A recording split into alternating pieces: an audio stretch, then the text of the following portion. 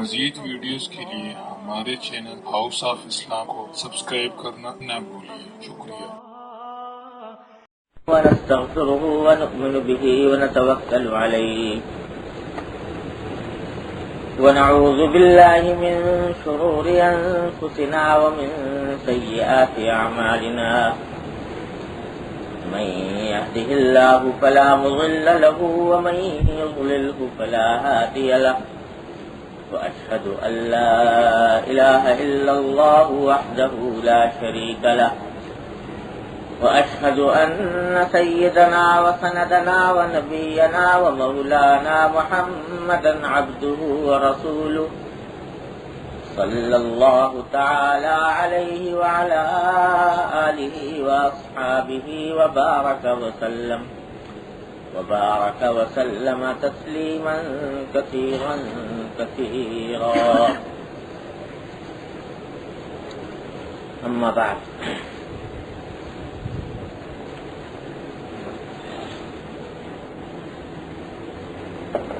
اب تک پچھلے بیانات میں زیادہ تر تذکرہ حقوق العباد کے مختلف پہلوؤں اور گوشوں کا ہوتا رہا، اور مختلف عنوانات سے یہ بات عرض کی جاتی رہی ہے کہ حقوق اللہ کے ساتھ حقوق العباد کی کتنی اہمیت ہے، اس کے مختلف پہلو، والدین کے حقوق، شوہر اور بیوی کے حقوق، پڑوسیوں کے حقوق، عام مسلمانوں کے حقوق، ان کا بیان پچھلے دنوں بقدر ضرورت الحمدللہ ہو گیا۔ اللہ تبارک و تعالیٰ اپنی رحمت سے مجھے، آپ کو، سب کو اس پر عمل کرنے کی توفیق عطا فرمائے۔ اب ایک بہت اہم قصہ شروع ہو رہا ہے دین کے احکام اور تعلیمات کا، اور وہ حصہ بھی ایسا ہے جس کو خاص طور سے موجودہ زمانے میں تقریباً بالکلیہ نظر انداز کر دیا گیا ہے، اور اس کی طرف توجہ اور اس کی اصلاح کی فکر کما حق باقی نہیں رہی۔ وہ حصہ ہے اخلاق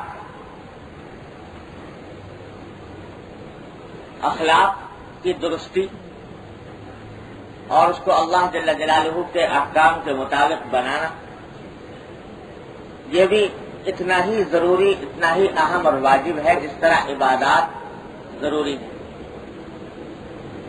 بلکہ اگر ذرا گہری نظر سے دیکھا جائے تو اور جتنے احکام ہیں عبادات، معاملات، معاشرت کے، ان میں سے کوئی بھی حکم صحیح طریقے سے اس وقت تک بجا نہیں لایا جا سکتا جب تک اخلاق درست نہ ہو۔ اگر اخلاق درست نہ ہو تو بعض اوقات یہ نماز روزہ بھی بیکار ہے، نہ صرف بیکار ہے بلکہ الٹا وبال ہے اگر اخلاق درست نہ ہو۔ اس واسطے اخلاق کی درستی اور اس کو اللہ اور اللہ کے رسول صلی اللہ علیہ وسلم کے احکام اور تعلیمات کے مطابق بنانا، یہ عملی زندگی کی بنیاد ہے۔ یہ بنیاد نہ ہو تو عمارت کھڑی نہیں ہوتی۔ اخلاق کا مطلب آج کل عرف عام میں کچھ اور سمجھا جاتا ہے، اور جس اخلاق کی بات میں کر رہا ہوں وہ کچھ اور ہے۔ عرف عام میں اخلاق اس کو کہتے ہیں کہ ذرا مسکرا کر کسی آدمی سے مل لیے، اس کے ساتھ خندہ پیشانی کے ساتھ بات کر لی، نرمی کے ساتھ بات کر لی، اس کو کہتے ہیں بھائی بڑا با اخلاق آدمی، اس کے اخلاق بڑے اچھے ہیں، کچھ اخلاق۔ لیکن جس اخلاق کی میں بات کر رہا ہوں اور جس اخلاق کا مطالبہ دین نے ہم سے کیا ہے، اس کا مفہوم اس سے کہیں زیادہ وسیع ہے۔ کہیں زیادہ ہمگیر ہے۔ صرف اتنی بات نہیں ہے کہ لوگوں سے خندہ پیشانی کے ساتھ مل لیے، یہ لوگوں سے خندہ پیشانی سے مل لینا یہ بھی اس کا ایک نتیجہ ہوتا ہے، لیکن اصل اخلاق یہ نہیں۔ اخلاق ہے انسان کے باطن کی ایک صفت، انسان کے دل کی ایک صفت، انسان کی روح کی ایک صفت ہے۔ اس کے اندر مختلف قسم کے خواہشات، جذبات، خیالات انسان کے پروان چڑھتے ہیں، ان کو کہتے ہیں اخلاق، اور ان کو درست کرنے کی ضرورت پر زور دیا گیا۔ اس کو ذرا وضاحت کے ساتھ سمجھنے کے لیے یہ دیکھیے، یہ جاننا ضروری ہے کہ انسان کس کو کہتے ہیں۔ انسان نام ہے جسم اور روح کے مجموعے کا۔ صرف جسم کا نام انسان نہیں، بلکہ وہ انسان جس میں روح موجود ہو اس کو انسان کہتے ہیں۔ ایک شخص ہے جس کا فرض کرو انتقال ہو گیا، تو بتاؤ اس کے ظاہری جسم میں کیا فرق واقع ہوا؟ آنکھ اسی طرح لگی ہوئی ہے، ناک اسی طرح ہے، کان اسی طرح ہے، زبان اسی طرح ہے، چہرہ سارا ویسا ہی ہے، ہاتھ پاؤں ویسے ہی ہیں، سارا جسم یوں کا توں ہے۔ لیکن کیا فرق پڑا کہ پہلے اس جسم کے اندر روح سمائی ہوئی تھی، اب وہ روح نکل گئی۔ تو روح کے نکل جانے سے انسان نہیں رہتا، لاش بن جاتا ہے، مردہ بن جاتا ہے، جمادات میں داخل ہو جاتا ہے۔ وہی انسان جو روح نکلنے سے پہلے دیکھنے والوں کی نگاہوں کا پیارا تھا، عزیز تھا، محبت لوگ اس سے کرتے تھے، زمین جائیداد کا مالک تھا، بیوی بچوں کا دیکھنے والا تھا، دوست احباب کا عزیز تھا، سبھی کچھ تھا۔ لیکن ادھر انتقال ہوا، ادھر روح جسم سے نکلی، اور ادھر نہ تو زمین جائیداد اس کی رہی، نہ وہ بیوی کا شوہر رہا، اور نہ بچوں کا خبرگیری کرنے والا رہا۔ جو لوگ اس سے محبت کرتے تھے، اس کو اچھی نگاہ سے دیکھتے تھے، اپنے پاس رکھنا چاہتے تھے، اب وہ اس فکر میں ہے کہ جلدی سے جلدی اس کو اٹھا کر کسی طرح قبر میں پہنچا کر ٹھکانے لگا۔ کوئی کہے کہ بھائی اس کو، یہ تمہارا عزیز ہے، اس کو ذرا اپنے گھر میں رکھ لو سال بھر، تو کوئی اس کو رکھنے کو تیار نہیں، کوئی رکھنے کو تیار نہیں۔ ایک دن، 2 دن، 3 دن، بہت اگر کوئی رکھے گا تو ہفتہ رکھ لے گا، اس کو وہ مسالے وسالے لگا کر برف رکھ کے، لیکن رکھ نہیں سکتا۔ اب اس فکر میں ہے کہ جلدی جلدی اس کو اٹھا کے قبر میں پھینک، قبر میں اس کو دفن کر۔ تو وہی محبت کرنے والے جو دن رات اس کے چشم و ابرو کو دیکھتے تھے، جو اس کے اشاروں پر ناچتے تھے، وہ روح کو نکلنے کے بعد یہ حالت ہو گئی کہ اب بیٹا باپ کو اپنے ہاتھ سے قبر میں رکھنا چاہتا ہے، اس کو مٹی دے کر دفن کر دینا چاہتا ہے کہ جلدی سے جلدی اس کو رخصت کر۔ تو آخر یہ کیا انقلاب واقع ہو گیا کہ جائیداد اس کی چھن گئی، بیوی اس کی نہ رہی، بچے اس کو اس فکر میں ہیں کہ اس کو اٹھا کے جلدی سے جلدی قبر میں پہنچا دیں، کوئی رکھنے کو تیار نہیں۔ بلکہ اگر کوئی مردہ اور معلوم ہو کے ساتھ مردہ دوبارہ آ گیا، کسی طرح کسی نے بتایا کہ کہیں اخبار میں چھپا تھا کہ ایک مردہ کسی طرح پتہ نہیں اس کو سکتا ہو گیا، پتہ نہیں کیا ہو گیا، لوگ غلط فہمی میں اس کو کہیں دفن کرائے۔ اب بعد میں جب سکتا ختم ہوا تو وہ قبر پھاڑ کے کسی طرح بیچارہ نکل کے گھر پہنچ گیا۔ تو اب گھر پہ آواز دستک دیتا ہے، باپ اندر سے پوچھتا ہے کہ کون ہے، جب یہ بتاتا ہے کہ میرا نام یہ ہے، تو وہ لاٹھی لے کے باہر نکلتا اور لاٹھی لے کے اور اس کو مارا، یہ کہاں سے آ گیا؟ تو اس وقت پہلے نہیں مرا تھا، وہ لاٹھی سے مر گیا. تو اب اس کو کوئی رکھنے کو تیار نہیں اپنے گھر میں، اپنا باپ اپنا عزیز ماننے کو تیار نہیں، اپنا دوست ماننے کو تیار نہیں. آخری کیا انقلاب واقع ہوا؟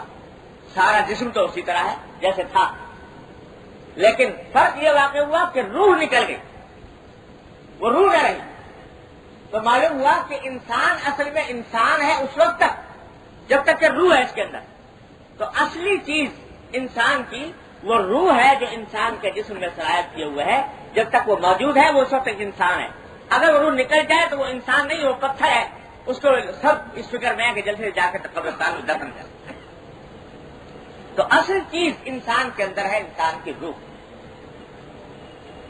اب جس طرح جسم انسان کا جو ہوتا ہے اس کے اندر بہت سی صفات ہوتی ہیں جسم کے اندر، کہ بعض اوقات جسم جو ہے صحت مند ہے، خوبصورت ہے، طاقتور ہے، توانا ہے، اور بعض مرتبہ جسم نحیف نزار، دبلا پتلا، بیمار، بدصورت اس قسم کا ہوتا ہے. تو جس طرح جسم کی دو قسمیں ہیں کہ ایک بدصورت ہے، ایک خوبصورت ہے، ایک صحت مند ہے، ایک بیمار ہے، ایک طاقتور ہے، ایک کمزور ہے، اسی طرح انسان کی روح کی بھی کچھ صفات ہوتی ہیں.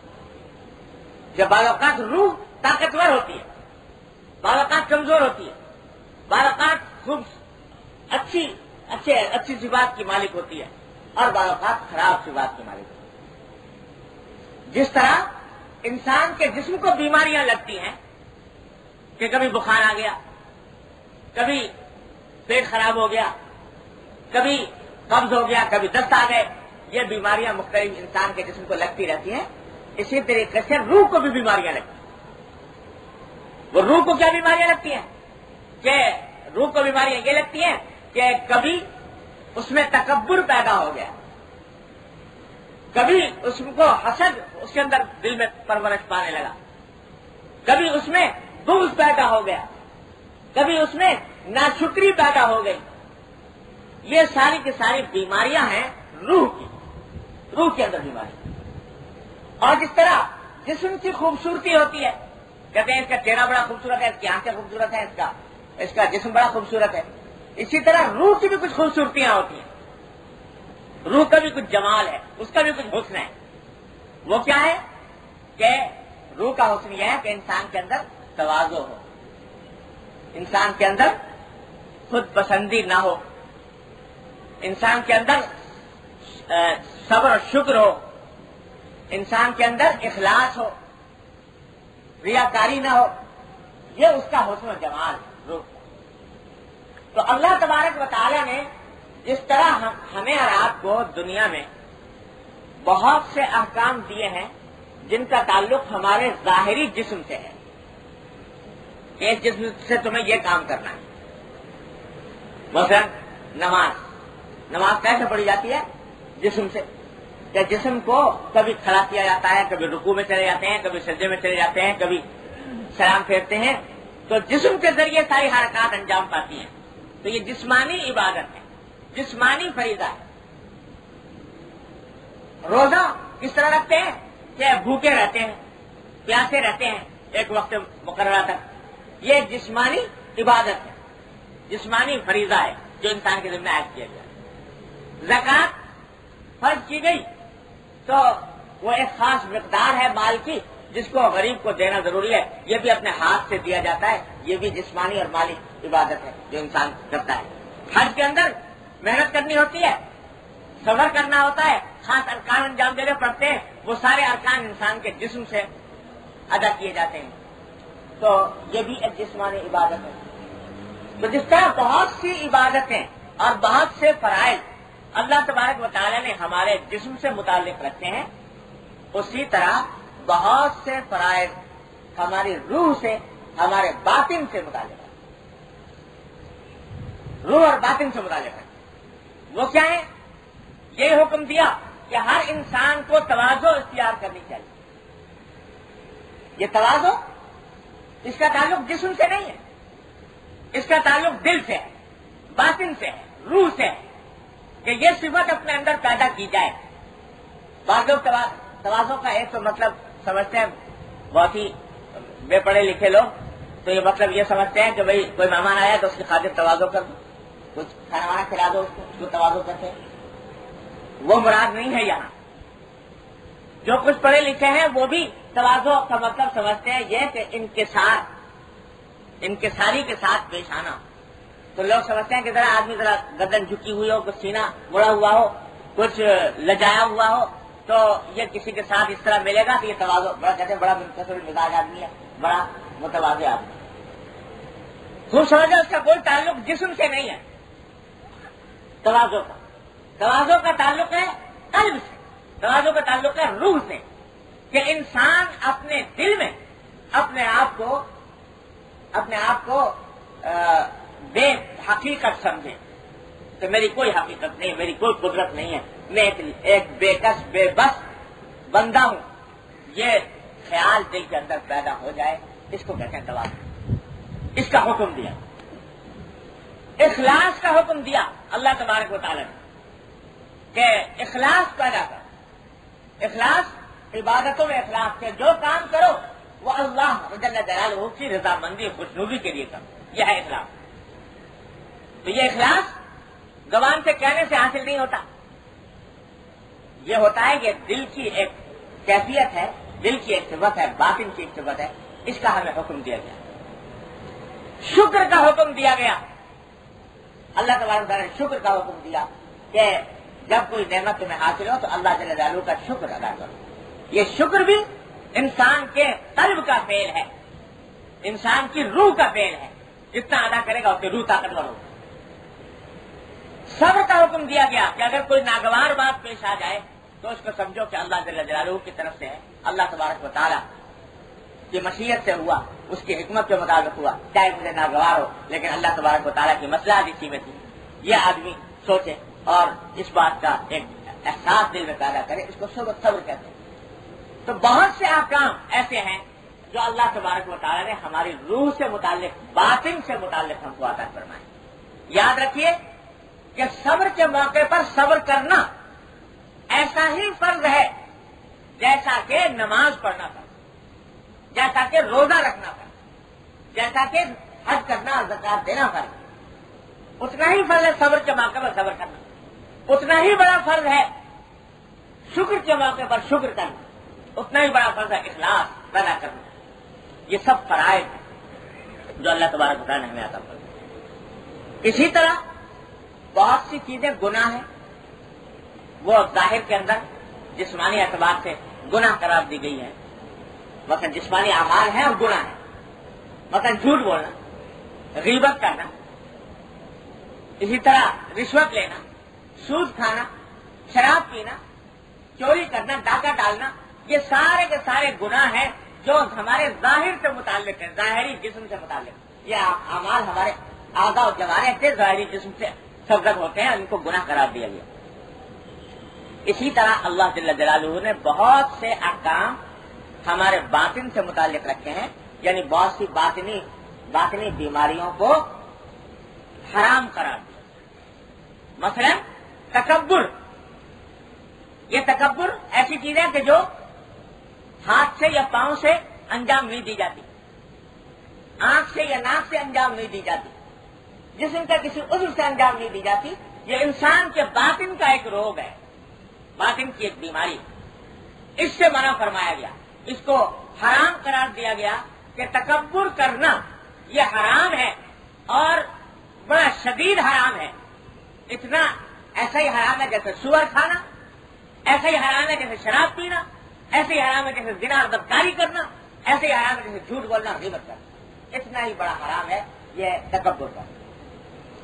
اسی طرح حسد، یہ ایک بیماری ہے، اس کو حرام قرار دیا گیا اور یہ بھی اسی طرح حرام ہے جیسے کہ ان گناہوں وہ گناہ حرام ہے جن کا میں نے آپ کے سامنے ذکر کیا. تو خلاصہ عرض کرنے کا یہ ہے کہ انسان کا جو باطن ہے یا انسان کی جو روح ہے وہ ایک ایسی چیز ہے کہ اس سے متعلق بھی اللہ تبارک و تعالیٰ نے کچھ احکام رکھے ہیں اور کچھ صفات پیدا کرنے کا حکم دیا ہے اور کچھ صفات سے بچنے کا حکم دیا ہے اللہ تبارک و تعالیٰ۔ تو جن صفات کو اللہ تعالیٰ نے پیدا کرنے کا حکم دیا ہے ان صفات کو آدمی پیدا کر لے، اور جن صفات سے بچنے کا حکم دیا ہے وہ صفات اپنے باطن سے الگ کر لے، تو کہیں گے کہ اس کے اخلاق سدھر گئے، اس کے اخلاق درست ہو گئے۔ یہ ساری باطنی کیفیات، یہ سارے روح کی صفات، ان کا نام ہے اخلاق۔ اخلاق ان کو کہتے ہیں، اور یہ اخلاق درست اس وقت ہوتے ہیں جبکہ اچھے اخلاق پیدا کر لیے جائیں اور برے اخلاق انسان اس کو دور کر دے۔ اچھے اخلاق جو پیدا کیے جائیں گے ان کو کہا جاتا ہے اخلاق فاضلہ، اور جو برے اخلاق ہوتے ہیں ان کو کہتے ہیں اخلاق رذیلہ یا رذائل، یعنی بہت ہی خراب قسم کے اخلاق، وہ رذائل ہوتے ہیں، ان کو دور کرنا ہوتا ہے۔ ایک مسئلہ یہ ہے کہ پتہ نہیں بات سمجھ میں آئی کہ نہیں آئی کہ اخلاق کا مطلب یہ ظاہری طور پر ایک کے دوسرے کے سامنے ذرا مسکرا دینا، ذرا اچھی طرح بات کر لینا، یہ نہیں ہے۔ یہ بھی اس کا ایک نتیجہ ہوتا ہے۔ جب اخلاق درست ہو جاتے ہیں تو اس کے نتیجے میں انسان کا رویہ ہر دوسرے انسان کے ساتھ بہتر ہو جاتا ہے، اس کا نتیجہ ہے۔ لیکن بنیادی طور پر اس کو اخلاق نہیں کہتے۔ اخلاق کی حقیقت یہ ہے کہ انسان کا باطن درست ہو جائے، باطنی بیماریاں دور ہو جائیں، اور باطنی اخلاق اللہ تبارک و تعالیٰ کے حکم کے مطابق ڈھل جائے، اس کو کہتے ہیں۔ اصلاح ان کی کیسے ہوتی ہے؟ مثال ایک ذرا اور سادہ مثال دے دوں۔ غصہ ہے، غصہ یہ ایک باطن کی ایک صفت ہے، روح کی صفت۔ اصل غصہ پیدا ہوتا ہے انسان کے باطن میں، پھر اس کا مظاہرہ بعض اوقات ہوتا ہے ہاتھ سے، پاؤں سے، زبان سے۔ جب غصہ آ گیا اور غصے سے مغلوب ہو گیا، اب جناب اول فول بک رہا ہے زبان سے، اور ہاتھ پاؤں چلا رہا ہے، چہرہ سرخ ہو گیا، رگیں تن گئی، ہاتھ چلنے لگے اور زبان بے قابو ہو گئی۔ تو یہ غصے کے نتائج ہوتے ہیں، غصے کا نتیجہ یہ ظاہر ہوتا ہے۔ لیکن اصل غصہ جو ہے وہ نام ہے اس کیفیت کا جو انسان کے دل میں پیدا ہوتی ہے، انسان کے باطن میں پیدا ہوتی ہے۔ اب یہ غصہ ایسی چیز ہے کہ بے شمار باطنی رذائل کی بنیاد ہے، جڑ ہے۔ اس سے بہت سے گناہ سرزد ہوتے ہیں اور بہت سی باطنی بیماریاں غصے کی وجہ سے پیدا ہوتی ہیں۔ اب یہ غصہ اگر انسان میں بالکل بھی نہ ہو ہی نہ سرے، کوئی کچھ ہی کرتا رہے، غصہ آئی نہیں کبھی بھی، تو یہ بھی بیماری ہے۔ غصہ اللہ تعالیٰ نے انسان کو دیا ہے، کسی مقصد سے دیا ہے۔ وہ مقصد یہ ہے کہ انسان اپنی جان کا، اپنے مال کا، اپنی آبرو کا، اپنے دین کا دفاع کر سکے، تحفظ کر سکے۔ اس وقت میں جب کہ کوئی آپ کی جان کے اوپر حملہ آور ہو رہا ہے، کوئی آدمی تو آپ کے سامنے پستول تانے کھڑا ہے اور جان لینا چاہتا ہے، اور یہ صاحب ہے کہ ان کو غصہ ہی نہیں آتا، تو یہ بیماری ہے۔ اس واسطے کہ اللہ تعالیٰ نے غصہ دیا اس کام کے لیے کہ اپنا دفاع کرو، دفاع کرنے کے لیے اس کو استعمال کرو۔ کوئی آدمی تمہارے سامنے معاذ اللہ نبی کریم سرور دو عالم صلی اللہ علیہ وسلم کی شان میں گستاخی کرتا ہے، تو ایک آدمی کو کہتا ہے مجھے تو غصہ آتا ہے، حضور اقدس صلی اللہ علیہ وسلم کی شان میں گستاخی کر رہا ہے اور یہ کہتا ہے مجھے نہیں غصہ آتا، تو اس کے معنی یہ کہ بیمار ہے۔ اس واسطے کہ یہ موقع تھا کہ غصہ آئے، پھر بھی نہیں آ رہا، تو یہ بیماری ہے۔ اور اگر حد اعتدال سے زیادہ آ جائے تو وہ بھی بیماری ہے۔ غصہ اس لیے آ رہا تھا کہ دوسرے آدمی کی شر سے اپنے آپ کی حفاظت کر لے۔ یہ تو آ گیا، یہ صحیح آ گیا غصہ، اور حفاظت کر بھی نہیں۔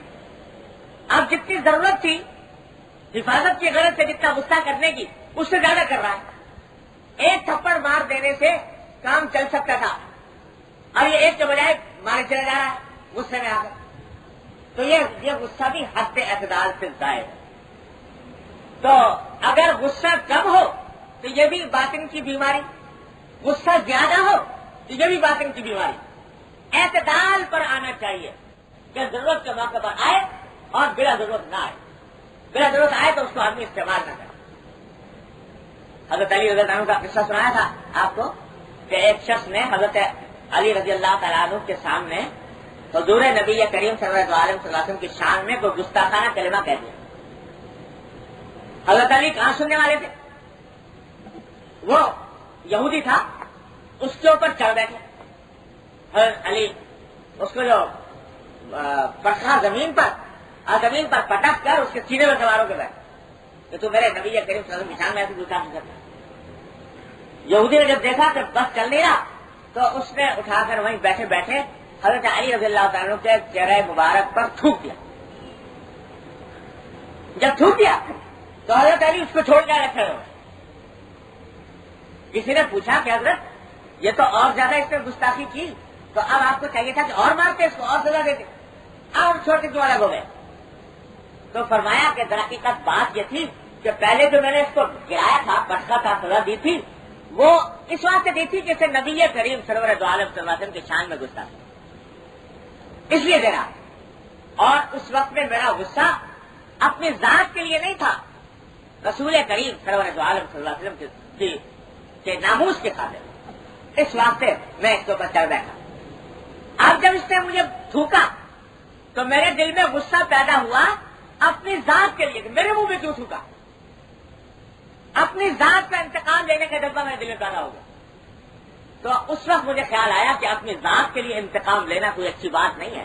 حضور اقدس صلی اللہ علیہ وسلم کی سنت یہ ہے کہ اپنی ذات کے لیے انتقام آپ نے کبھی نہیں لیا. تو اس واسطے اب اگر میں مارتا تو اپنا انتقام لینے کے لیے مارتا، اپنا بدلہ لینے کے لیے مارتا، تو میں چھوڑ کر رہا. یہ ہے وہ اعتدال غصے کا کہ پہلا غصے کا صحیح موقع تھا، غصہ آیا اور اس کے اوپر عمل بھی کیا، اور دوسرا غصے کا صحیح موقع نہیں تھا تو اس واسطے وہاں سے چھوڑ کر الگ ہو. یہ نفس کی جتنے انسان کے باطن کے جتنے اخلاق ہوتے ہیں ان سب کا یہی حال ہے کہ اپنی ذات میں وہ فی نفسی برے نہیں ہوتے، لیکن ایک حد اعتدال میں رہیں تو صحیح ہے. اعتدال سے کم ہو گئے تو بیماری، اعتدال سے بڑھ گئے تو بیماری. تو اصلاح نفس کے معنی یہ ہوتے ہیں کہ ان اخلاق کو اعتدال پر رکھا جائے، نہ کم ہو نہ زیادہ ہو. یہ ہے اصلاح نفس یا تزکیہ نفس اس کو کہتے ہیں. تو غرض یہ کہ اخلاق ان باطنی صفات کا نام ہے جو انسان کے اندر پیدا ہوتی ہیں، اور ان باطنی صفات کا حال یہ ہے کہ یہ اگر درست ہوں تو انسان کے سارے اعمال درست ہو جائیں، اور اگر یہ خراب ہو، ان کو اعتدال پر نہ لایا گیا ہو تو انسان کے سارے اعمال برباد ہو جاتے ہیں، خراب ہو جاتے ہیں. اسی لیے حضور نبی کریم سرور دو عالم صلی اللہ علیہ وسلم نے حدیث میں ارشاد فرمایا، ایک خطبے میں، خطبہ حجۃ الوداع کے اندر بھی الفاظ آتے ہیں، بڑا عجیب و غریب ارشاد ہے ہمیشہ یاد رکھنے کا. فرمایا کہ الا ان فی الجسد لمضغۃ اذا صلحت صلح الجسد كله واذا فسدت فسد الجسد كله الا وهي القلب. کہ خوب یاد رکھو کہ انسان کے جسم میں ایک لوتھڑا ہے. لوتھڑا کون سا ہے؟ وہ شاید دل کی طرف. ایک انسان کے جسم میں ایک لوتھڑا ہے کہ اگر وہ صحیح ہو جائے تو سارا جسم صحیح ہو جاتا ہے، اور اگر وہ خراب ہو جائے تو سارا جسم خراب ہو جاتا ہے. اور فرمایا کہ خوب سن لو کہ وہ لوتھڑا جس کی وجہ سے انسان کا سارا جسم صحیح ہوتا ہے یا خراب ہوتا ہے، وہ لوتھڑا ہے قلب، انسان کا دل. اور اس لوتھڑے سے بھی مراد وہ گوشت کا لوتھڑا نہیں ہے، گوشت کا لوتھڑا نہیں ہے، بلکہ اس گوشت کے لوتھڑے کو چیر کے دیکھو دل کو تو اس کے اندر تو یہ بیماری نہیں نظر آئے گی کہ تکبر نظر آ رہا ہے، یہ حسد نظر آ رہا ہے، یہ بغض نظر آ رہا ہے. اس میں تو نظر آنے والی چیز نہیں ہے. اس کا تو ڈاکٹر کے پاس لے جاؤ، اس کی ظاہری بیماریاں چیک کر کے بتا دے گا کہ بھائی اس کی دھڑکن کہ صحیح ہے کہ نہیں ہے، اس کی رگیں صحیح کام کر رہی ہیں کہ نہیں، اس میں خون کی سپلائی صحیح ہو رہی ہے کہ نہیں ہو رہی، وہ اس کا تجزیہ کر کے آپ کو بتا دے گا، وہی نظر جائے گا، آلات کے ذریعے وہی چیز محسوس بھی کی جا سکے گی۔ لیکن وہ چیزیں جن کو یہ آج کل کے آلات جن کو چیک کرتے ہیں، الیکٹروکارڈیوگرام وغیرہ، جن سے انسان کے قلب کے عمل کی صورتحال سامنے آتی ہے، وہ صرف اس کے ظاہری عمل کا نقشہ پیش کرتے ہیں، لیکن کچھ چیزیں اس قلب کے ساتھ وابستہ ہیں جو اندیکھی ہیں، آنکھوں سے نظر نہیں آتی، وہ یہی ہے جن کا میں نے ذکر کیا کہ دل میں تکبر ہے کہ نہیں، حسد ہے کہ نہیں، بغض ہے کہ نہیں، تواضع ہے کہ نہیں، صبر اور شکر کی کیفیات ہیں کہ نہیں۔ وہ ایسی چیزیں ہیں کہ ان کو ظاہری ڈاکٹر بیچارہ دیکھ کے نہیں بتا سکتا، نہ اس کی کوئی ایسی مشین ایجاد ہوئی جو اس کے اندر اس مشین کے ذریعے چیک کر کے بتا دیا جائے کیا ہے یہ بیماری ہے اس کو یا نہیں ہے۔ اس کے ڈاکٹر جو ہوتے ہیں، اس بیماری کے ڈاکٹر، اس کے معالج، اس کی تشخیص کرنے والے، یہ کوئی اور ہی قوم ہے، اور یہ وہ قوم ہے جس کو صوفیاء کرام کہتے ہیں، حضرات صوفیاء۔ یہ علم الاخلاق کے ماہر ہوتے ہیں، یہ باطنی امراض کے پہچاننے والے ہوتے ہیں، اور ان باطنی امراض کا علاج بتاتے ہیں کہ کس طرح اس کا علاج کیا جاتا ہے۔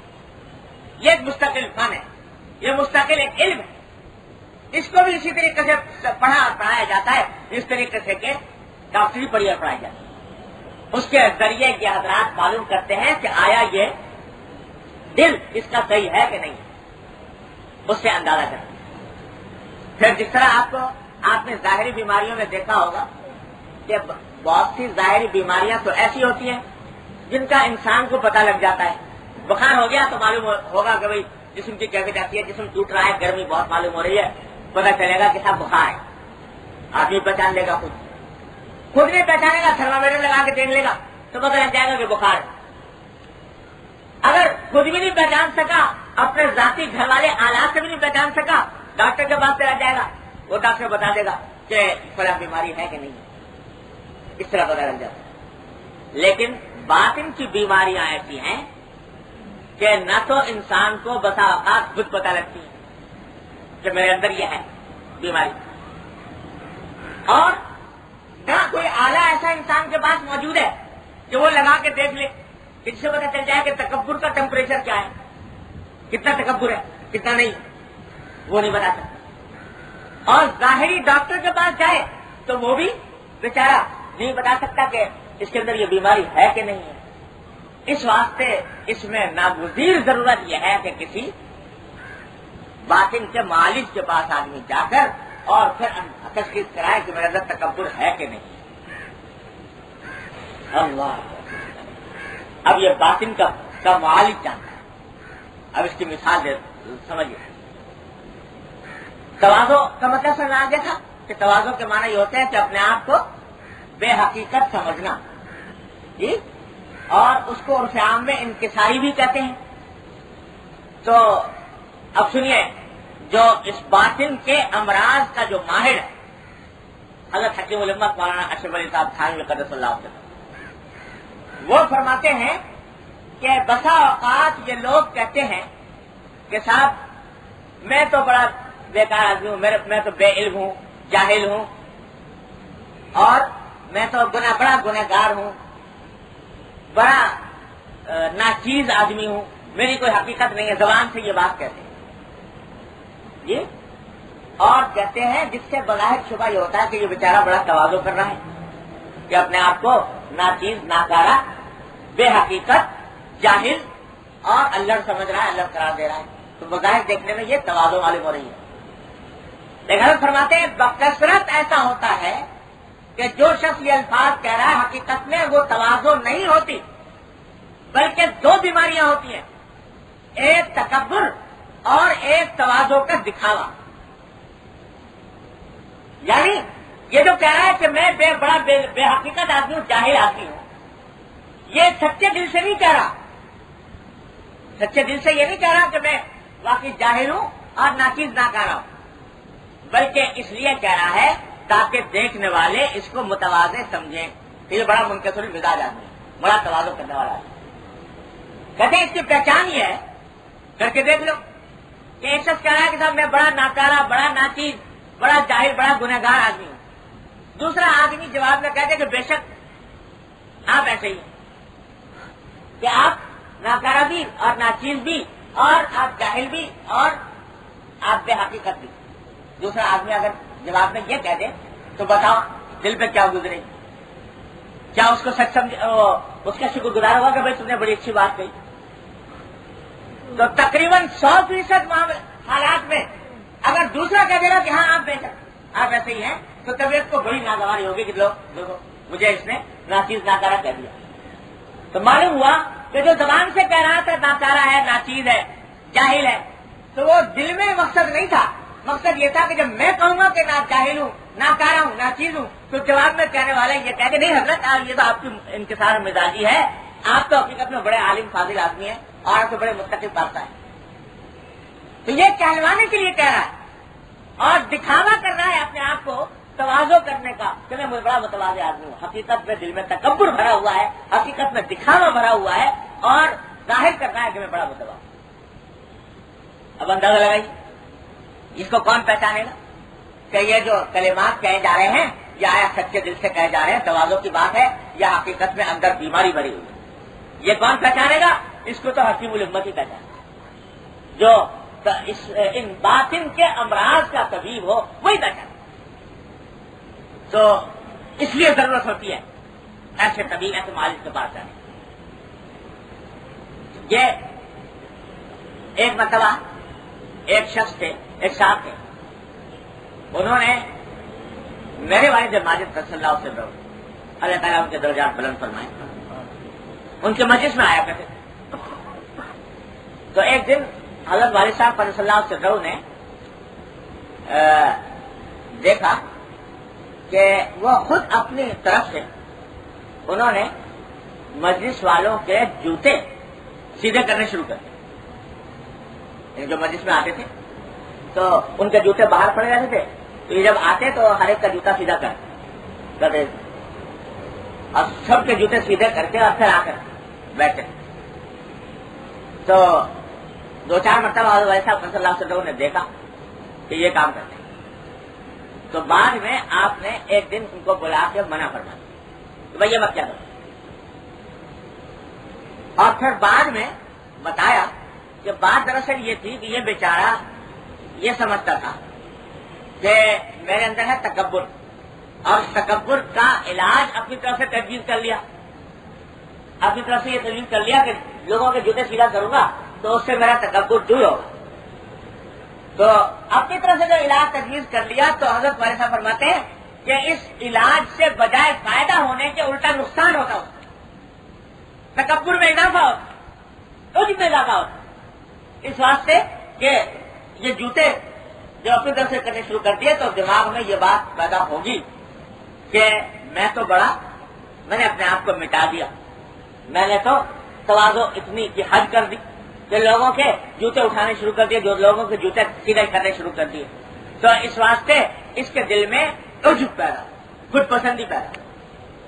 تو اس واسطے روک دیا کہ تمہارا یہ نہیں تھا، بس یہ بجائے اس کے کہ اس سے تواضع پیدا ہو اور الٹا تکبر ہوگا، اس واسطے روک دیا اور دوسرا علاج تجویز فرمایا اس کے لیے.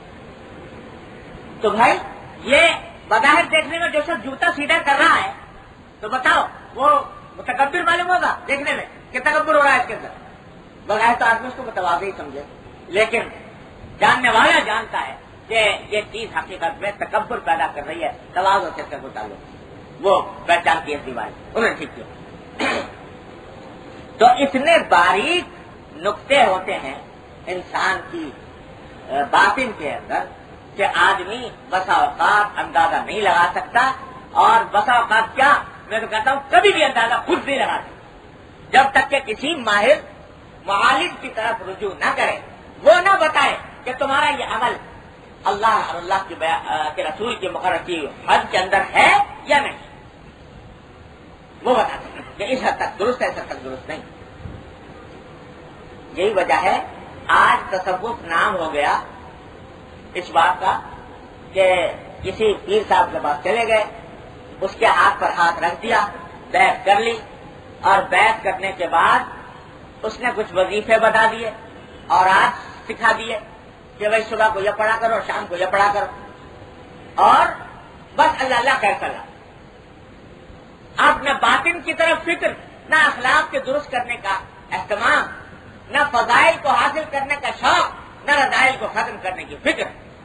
یہ سب کچھ نہیں، بس وظیفے پڑھنے لگے. اب وظیفے پڑھنے کے بعد بعض اوقات یہ وظیفے جو ہوتے ہیں الٹے ان بیماریوں کے اندر اور زیادہ شدت پیدا کرتے ہیں. یہ وظائف جتنے بھی ہوتے ہیں نا بھائی، یہ اذکار معمولات، ان کی مثال ایسی ہے جیسے مقویات، یعنی جو چیزیں انسان کے اندر قوت پیدا کرنے والی ہوتی ہیں. وہ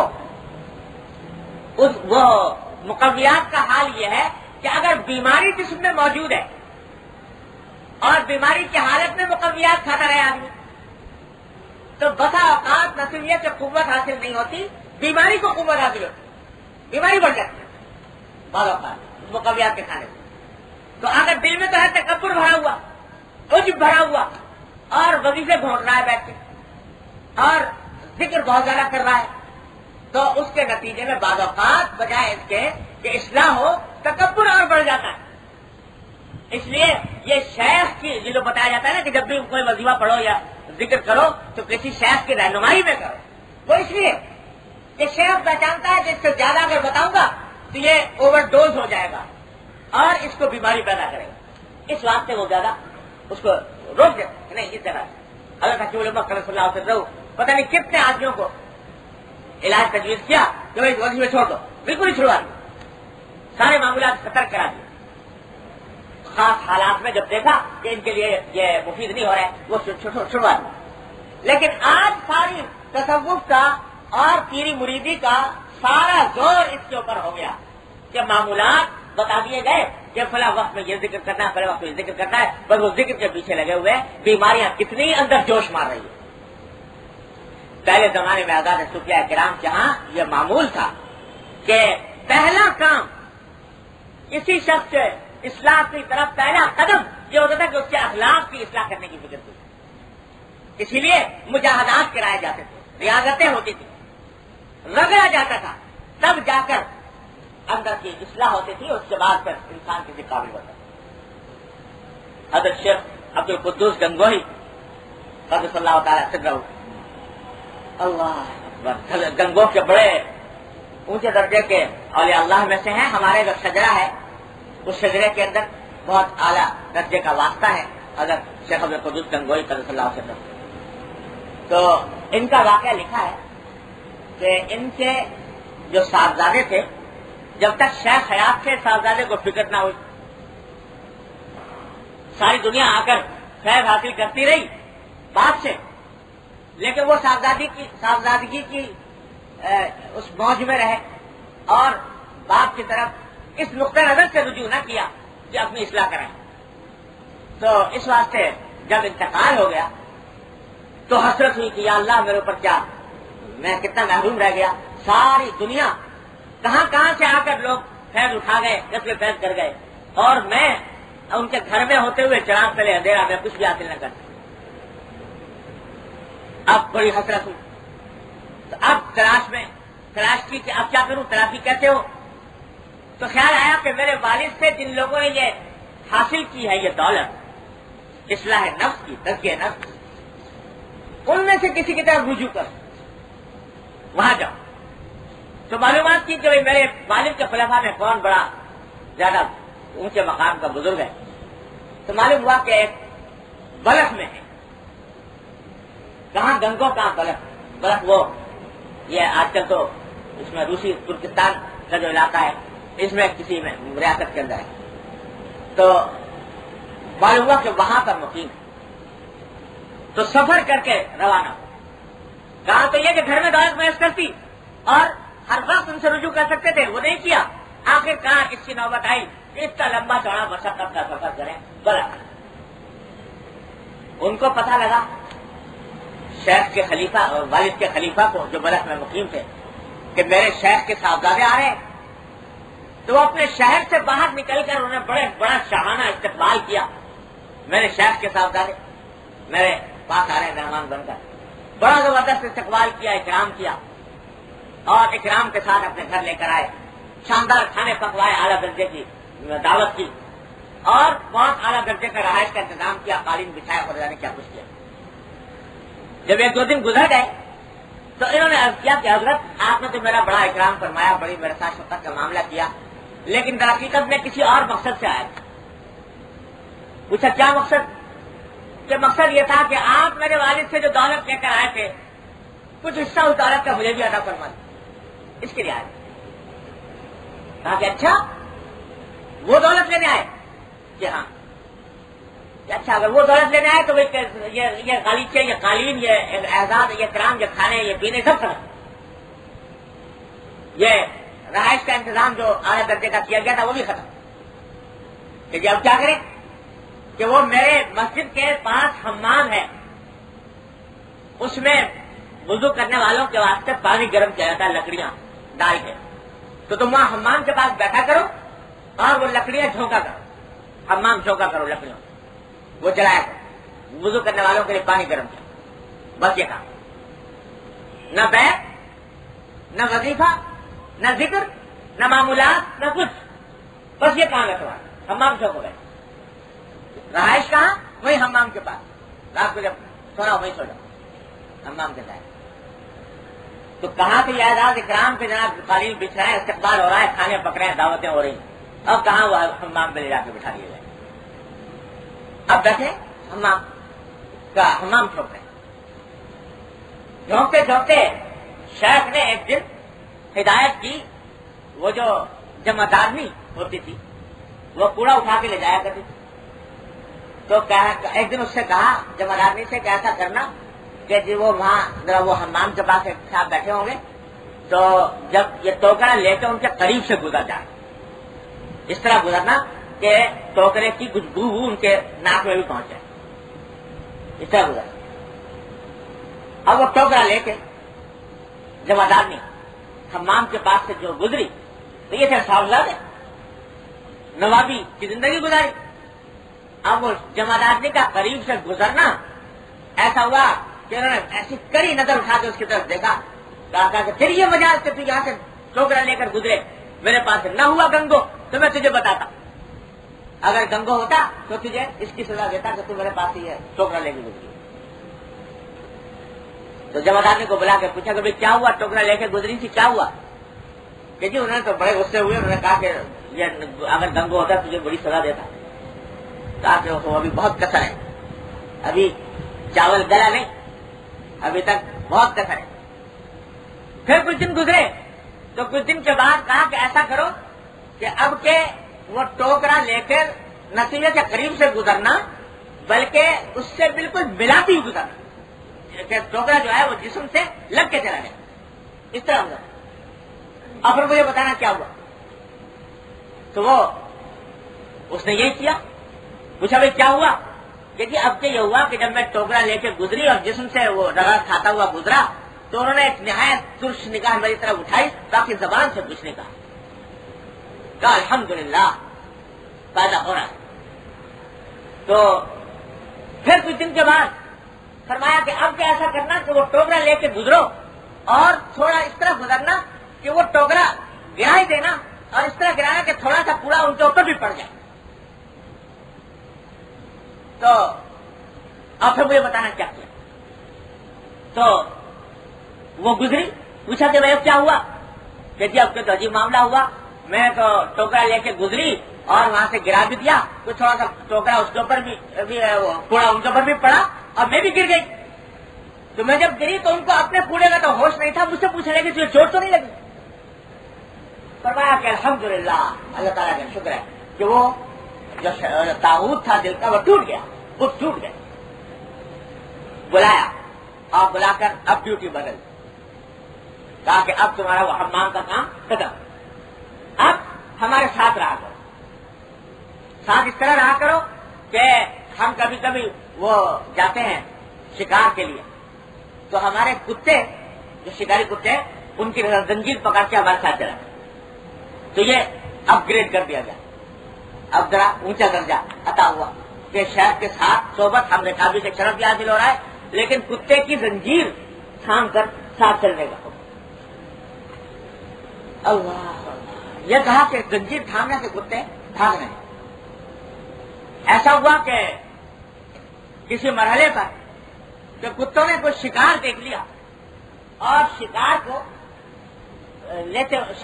की तरफ जो दौड़े कुत्ते, तो शेख का हुक्म था कि जंजीर न छोड़ना, तो जंजीर नहीं छोड़, और कुत्ते तेज भागे जा रहे हैं और ये जंजीर छोड़ते नहीं, इसी में गिर गए जमीन पर और जमीन पर घिसते जा रहे हैं। आगे कुत्ते दौड़े जा रहे हैं, जमीन पर घिसते हुए चले जा रहे हैं और जख्म जिस्म के ऊपर दफन लग गए, खुदा नहीं क्या।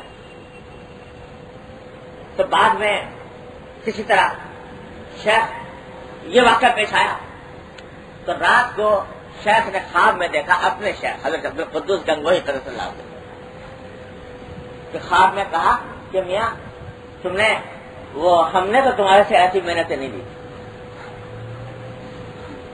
बाप आखिर बाप हमने तुमसे ऐसी मेहनतें नहीं ली।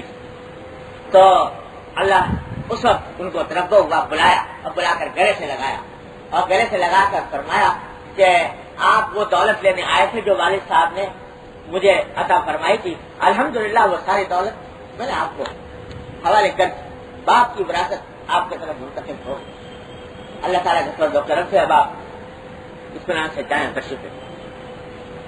तो अर्ज ये कर रहा था कि हज़रात ये मामूल जो था हज़ार सूफिया किराम का या इनका, वो अंदर की बीमारियों का इलाज था। ये महज वजीफे जिक्र तस्बीह ये बात नहीं थी। ये जिक्र तस्बीह वजीफे मामूलात ये बतौर मुकव्वियात के एक मुआविन मददगार करने के लिए साथ लगाए जाते थे, लेकिन असल मकसूद था कि ये बातिन की बीमारियां दूर, तकब्बुर दिल से निकले, हसद दिल से निकले, बुग़्ज़ दिल से निकले, उज्ब दिल से निकले, मुनाफिकत दिल से निकले, दिखाने का शौक दिल से निकले, हुब्बे जाह दिल से निकले, हुब्बे दुनिया दिल से निकले। ये चीजें निकालनी मकसूद थी। अल्लाह का खौफ पैदा हो, अल्लाह से उम्मीद वाबस्ता हो, अल्लाह पर भरोसा हो, तवक्कुल हो, इस्तिकामत हो, इखलास हो, अल्लाह तबारक व तआला के लिए तवाज़ु हो। ये चीजें पैदा करना मकसूद होता है। सूफिया किराम लोग समझते हैं कि ये तसव्वुफ कुछ अलग चीज है शरीयत से। खूब समझ लो, शरीयत ही का एक हिस्सा है कि शरीयत ज़ाहिरी इंसान के आमाल और अफ़आल से मुतालिक जो अहकाम है उसका नाम है, और तरीक़त और तसव्वुफ ये बातिन के जो आमाल और अफ़आल है उनसे मुतालिक अहकाम को कहते हैं। और जो बातिन की अहमियत इसलिए ज्यादा है कि अगर ये दुरुस्त न हो तो ज़ाहिरी आमाल भी बेकार हो जाते। फर्ज करो इखलास नहीं है, इखलास की क्या माना? अल्लाह हर काम में अल्लाह तबारक व तआला की रज़ा जोई की फिक्र, कि जो काम करे इंसान अल्लाह की रज़ा जोई की खातिर करे, यह है इखलास। अब यह इखलास बातिनी फेल है। अगर किसी शख्स को इखलास हासिल नहीं है तो अगर नमाज बगैर इखलास से पढ़ रहा है वो नमाज बेकार है, बेमतलब है, बल्कि दिखाने के लिए पढ़ रहा है, इसलिए पढ़ रहा है ताकि लोग मुझे मुत्तकी परहेज़गार समझे, इबादत गुज़ार समझे। तो ज़ाहिरी अमाल तो है, लेकिन चूंकि बातिन की रूह नहीं है, इखलास की रूह नहीं है, इस वास्ते वो ज़ाहिरी अमाल बेकार है, बेमतलब है, गुनाह है। क्योंकि हदीस में फरमाया नबी करीम सल्लल्लाहु अलैहि वसल्लम ने कि मन सल्ला युराई फक़द अशरका बिल्लाह, जो शख्स नमाज पढ़े दिखाने के लिए वो अल्लाह के साथ शिर्क का इर्तिकाब करना है। वह अल्लाह के साथ किसी ने उसे शरीक कराया, मखलूक को राजी करना चाहता है।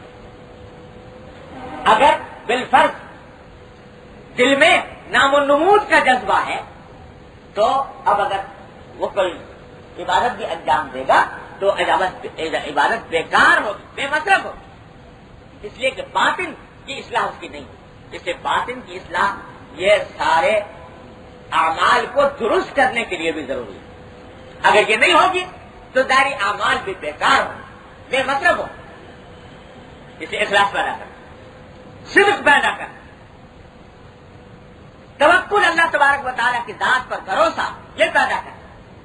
ये नहीं होगा तो उज्ब दूर करना, अपने खुद पसंदी को दूर करना, अपने आप को मिटाना, ये सारे काम जरा हकीकत होते हैं। जब तक ये न हो तो ज़ाहिरी अमाल भी बसा औक़ात बेमसरफ हो जाते हैं। इस वास्ते हमारे बुजुर्गों ने यह तरीका बताया कि चूंकि ये इंसान इन चीजों की इस्लाह खुद से नहीं कर सकता, लिहाजा कोई मुआलिज तलाश करे, اس معالج کا نام چاہے پیر کہہ لو اس کو، چاہے شیخ کہہ لو، چاہے استاد کہہ لو، جو چاہو کہہ لو، اصل میں وہ معالج علاج کرنے والا ہے باطن کی بیماریوں۔ جب تک یہ نہ ہوگا انسان اسی طرح بیماری کا مبتلا رہے گا، اعمال اس کے خراب ہوتے جائیں گے۔ اگر حسد دل سے دور نہ ہوا، حسد اور بغض دل سے دور نہ ہوا، کسی کو دیکھ کر اور جل رہا ہے کہ یہ مجھ سے آگے کیوں بڑھ گیا، اس کی ترقی کیوں ہو گئی، اس کو پیسے زیادہ کیوں مل گئے، یہ حسد دل سے دور نہیں ہوا۔ اب اگر کوئی اس کے پاس ہدیہ بھی لے جا رہا ہے تو وہ دکھاوا ہے، تو وہ ہدیہ لے جانے کا ثواب غارت ہو گیا، اس واسطے کہ دکھاوے جو اسے لے جائے۔ تو یہ ساری باتیں ہیں کہ باطن کی اصلاح کے بغیر اعمال ظاہرہ بھی بیکار ہو جاتے ہیں، اس واسطے ضرورت ہوتی ہے کسی شے۔ تو اب یہاں سے جو بات آگے شروع ہو رہا ہے، یہ اس کا تھوڑا سا تعارف تھا کہ آگے ان اخلاق کی درست کرنے کے لیے ایک ایک اخلاق کے جتنے شعبے میں نے بیان کیے ان سب کا بیان اس میں آئے گا انشاءاللہ تعالی، اور اس کے بارے میں نبی کریم سرور دو عالم صلی اللہ علیہ وسلم نے جو ہدایات دی ہیں وہ انشاءاللہ آئیں گی کہ اس کو حاصل کرنے کے لیے کیا کرنا چاہیے اور کن باتوں سے پرہیز کرنا چاہیے، وہ تفصیل اس میں آئے گی۔ اللہ تبارک و تعالیٰ اپنی رحمت سے اس کو ہمیں سمجھنے کی بھی توفیق عطا فرمائے، اس کو حاصل کرنے کی بھی توفیق عطا فرمائے۔ وآخر دعوانا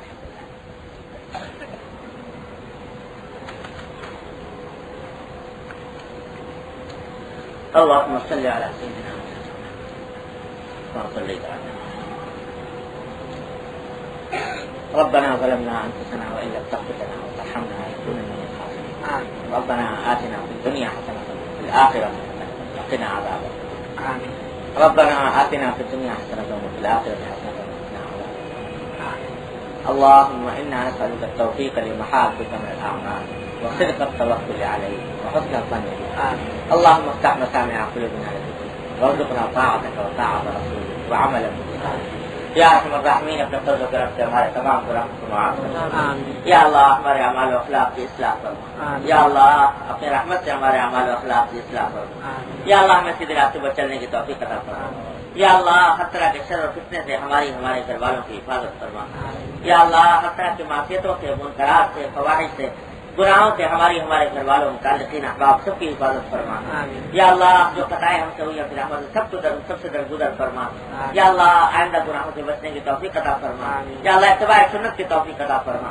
یا ارحم الراحمین اتباع سنت کی توفیق عطا فرما، یا اللہ ہماری زندگی کو اپنی رضا کے مطابق بنانے کی توفیق عطا فرما، یا اللہ اپنی مغفرت کاملہ عطا فرما، اپنی رضا کاملہ عطا فرما، یا ارحم الراحمین اپنے فضل و کرم سے اپنی رضا کاملہ عطا فرما، یا اللہ اپنی رحمت سے اپنے فضل و کرم سے ایمان کے تقاضوں پر عمل کرنے کی توفیق عطا فرما، یا اللہ دین کی صحیح فہم عطا فرما، اس پر عمل کی توفیق عطا فرما، اس پر استقامت عطا فرما، یا اللہ اپنی رحمت اپنے فضل و کرم سے تمام حاضرین اور حاضرات کو ان کے تمام جائز مقاصد میں کامیابی عطا فرما، یا اللہ سب کی پریشانیوں کو دور فرما، سب کی مشکلات کو آسان فرما، یا اللہ اپنی رحمت سے اپنے فضل و کرم سے ہمارے معاشرے میں جتنی برائیاں پھیلی ہوئی ہیں اپنی رحمت سے اپنے فضل و کرم سے ان کو ختم فرما، یا اللہ بدامنی اور بے چینی کو دور فرما، یا اللہ اپنے سکون عطا فرما، اللهم انا نسألك من خير ما سألك من عبدك ونبيك محمد صلى الله عليه وسلم ونعوذ بك من شر ما استعاذ من عبدك ونبيك محمد صلى الله عليه وسلم ربنا تقبل منا انك انت السميع العليم وتب علينا انك انت التواب الرحيم